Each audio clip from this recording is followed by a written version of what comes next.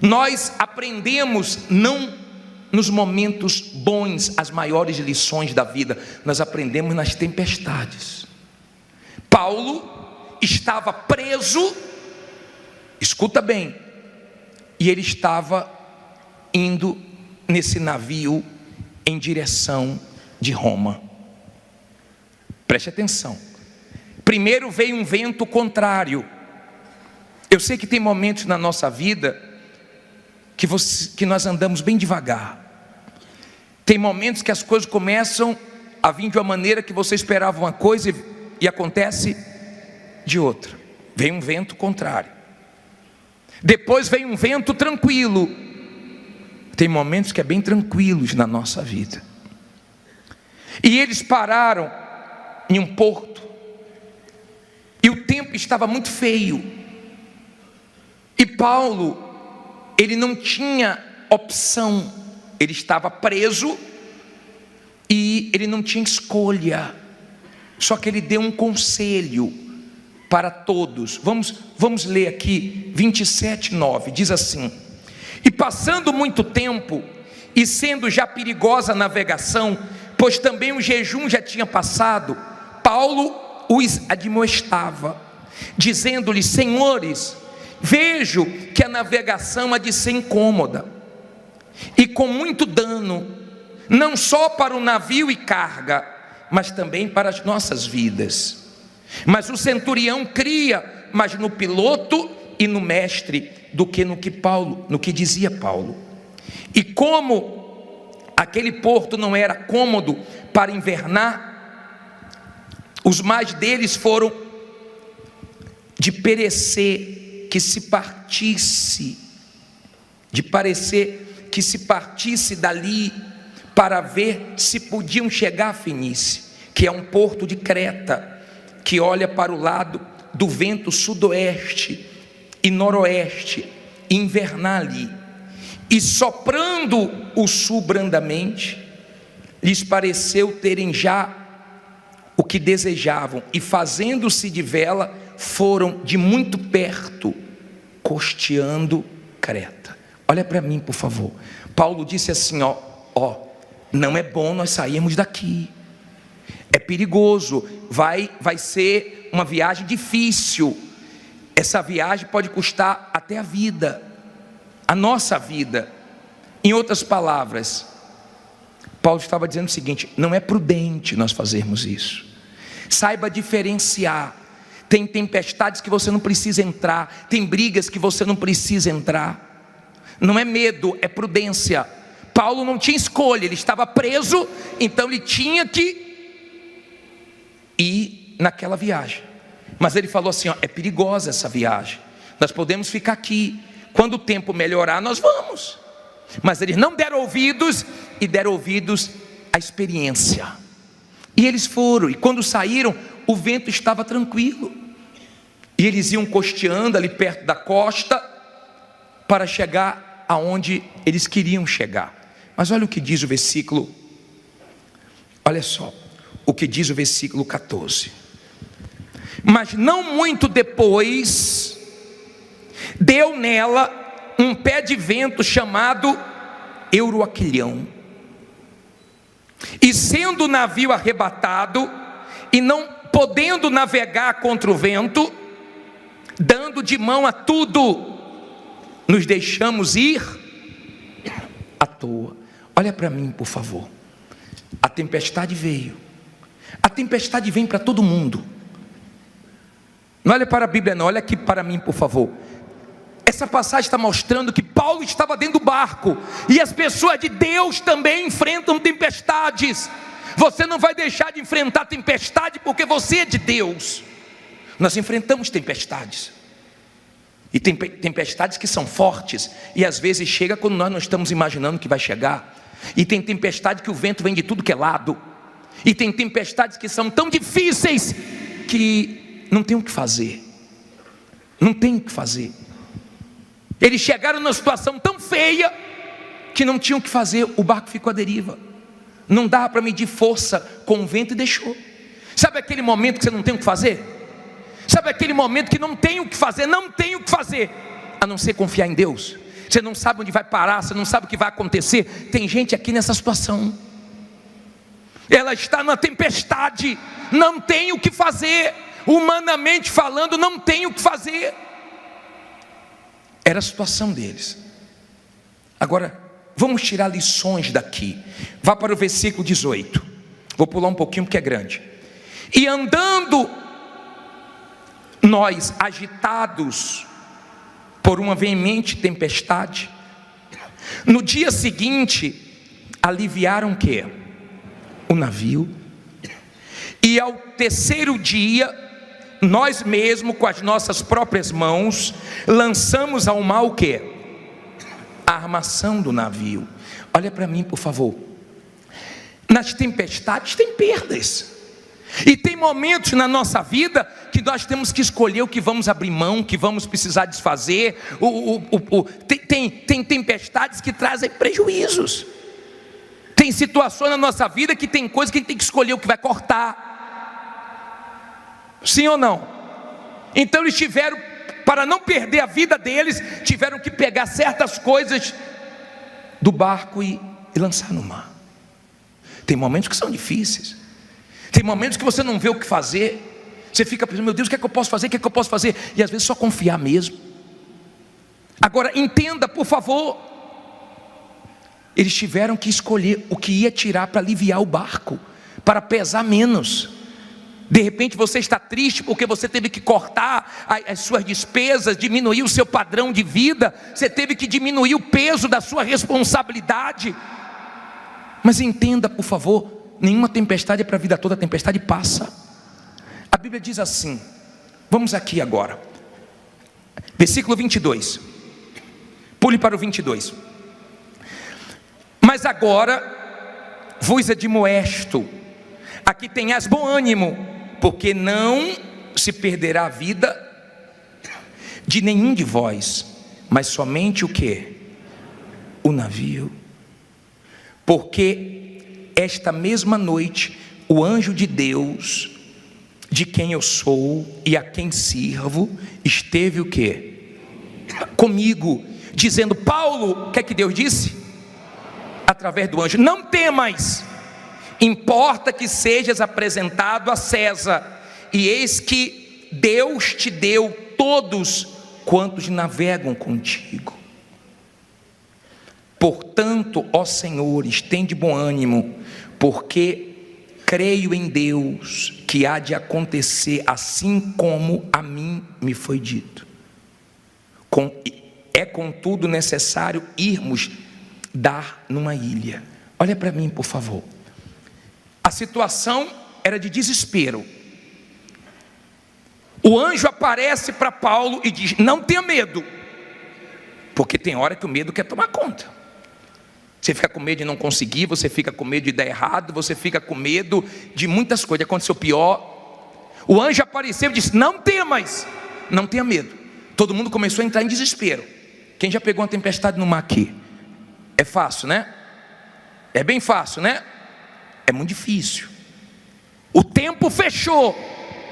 Paulo chegou até a falar, olha, não era para vocês terem vindo, mas Paulo falou uma vez.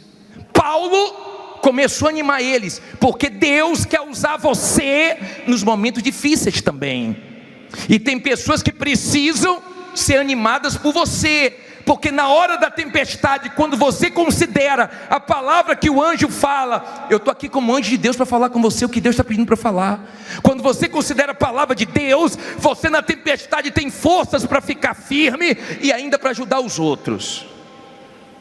Você ajuda os outros. Ele começou a animar, falou, fica tranquilo, ninguém vai morrer. O Deus que eu sirvo falou comigo, fica tranquilo, vai dar tudo certo. É difícil ficar tranquilo na tempestade. É difícil. Tem gente aqui no meio de uma tempestade. E que tempestade? Euroaquilhão. Uma tempestade forte. Aí a Bíblia diz assim, ó, vamos pular agora para o versículo 31. Disse Paulo ao centurião e aos soldados, se estes não ficarem no navio, não podereis salvar-vos. Então os soldados cortaram os cabos do Betel e a deixaram cair. E entretanto que o dia vinha, Paulo exortava a todos a que comesse alguma coisa, dizendo: é já hoje o 14º dia que esperais, e permaneceis sem comer, não havendo provado nada. Portanto, exorto-vos a que comais alguma coisa, pois é para a vossa saúde, porque nenhum cabelo cairá da cabeça de qualquer de vós. Olha para mim, por favor, vou continuar no 35. Paulo, vocês têm que comer. Bispo, mas está uma guerra. Coma, senão você vai ficar doente. Você precisa de energia, você precisa de força, você precisa de saúde. Se você está enfrentando problemas e ficar sem comer, vai ficar doente. E se você ficar doente é pior. Use a fé com inteligência. Deus não te deu uma fé com inteligência. Bispo, mas eu entrei numa tempestade que eu não ouvi Deus. Peça força para Ele, peça ajuda para Ele. Eu entrei na tempestade, bispo, fazendo tudo certo. Confie em Deus que tem um propósito. Deus queria que Paulo chegasse lá em Roma. Ele quer que você chegue em algum lugar. Tem um propósito aí. Não era hora de Paulo morrer, não é hora de você morrer. Aí diz assim no 35: e havendo dito isto, tomando o pão, deu graças a Deus na presença de todos, e partindo começou o quê? Vê se você sai daqui e começa a comer, tá? Com moderação. 36, porque tem gente que quando está ansioso começa a comer demais, né? Cuidado, tá? Tem equilíbrio. E tendo já todos o quê? Bom ânimo, puseram-se também a comer. E éramos ao todo no navio quantos? 276 o quê? Almas. O que é que ele via? Almas. Olha para mim, por favor, aprenda. Você está trabalhando, você está estudando, está na faculdade, você está convivendo com pessoas. Ali tem almas para você ganhar também, tá? Ali tem almas para você deixar Deus usar sua boca, dar bom testemunho para eles. Ele não vem na igreja, mas você é a igreja lá, convivendo com eles. Aí ele diz assim, olha só, versículo 38: e refeitos com a comida aliviaram o navio, lançando trigo ao mar. Teve mais perdas. Olha para mim, por favor. Tem gente que perdeu, e agora de repente perdeu mais um pouco. Teve mais perdas. Mas diz assim: e sendo já dia, não conheceram a terra. Enxergaram, porém, uma enseada que tinha praia, e consultaram-se sobre se deveriam encalhar nela o navio. E levantando as âncoras, deixaram-no ir ao mar. Largando também as amarras do leme, e alcançando a vela maior ao vento, dirigiram-se para a praia. Dando, porém, no lugar de 2 mares, encalharam ali o navio, e fixa a proa, ficou imóvel, mas a polpa abria-se com a força das ondas. Então a ideia dos soldados foi que matassem os presos, para que nenhum que fugisse escapando a nado. Mas o centurião, querendo salvar Paulo, lhes estorvou este intento, e mandou que os pudessem nadar, se lançassem primeiro ao mar, e se salvassem em terra, e os demais, uns em tábuas, e outros em coisas do navio. E assim aconteceu, que todos chegaram à terra a salvo. Olha para mim, Paulo falou, ninguém vai morrer. Deus deu a palavra dele. Estamos na tempestade, mas Deus deu a palavra. Estamos na luta, mas Deus deu a palavra. Estou confiando na palavra dele. Todo mundo chegou com vida. Queriam matar, é melhor matar todos os presos, mas Deus usou um homem e falou: não vai matar ninguém não. Deus sempre usa alguém para nos abençoar. Deus sempre está usando alguém. O justo passa por muitas aflições, mas de todas o Senhor livra. Ele sempre usa alguém para te livrar, para te abençoar. Ele sempre usa alguém. Deus sempre está usando alguém. Amém? Só que eles foram parar numa ilha. Aqui no versículo 1, para a gente terminar, 28:1: e havendo escapado então, souberam que a ilha se chamava Malta, e os bárbaros usaram conosco de não pouca humanidade, porque acendendo uma grande fogueira, nos reconheceram a todos por causa da chuva que caía, e por causa do frio. E havendo Paulo ajuntado uma quantidade de vides, gravetos, e pondo-as no fogo, uma víbora, fugindo do calor, lhe acometeu aonde? Na mão. E os bárbaros, vendo-lhe a víbora pendurada na mão, diziam uns aos outros: certamente este homem é o quê? É homicida, visto como, escapando do mar, a justiça não deixa viver. Mas sacudindo ele a víbora no fogo, não sofreu nenhum dano, não sofreu nenhum mal. E eles, esperando que viesse a inchar, e o quê? E cair morto de repente.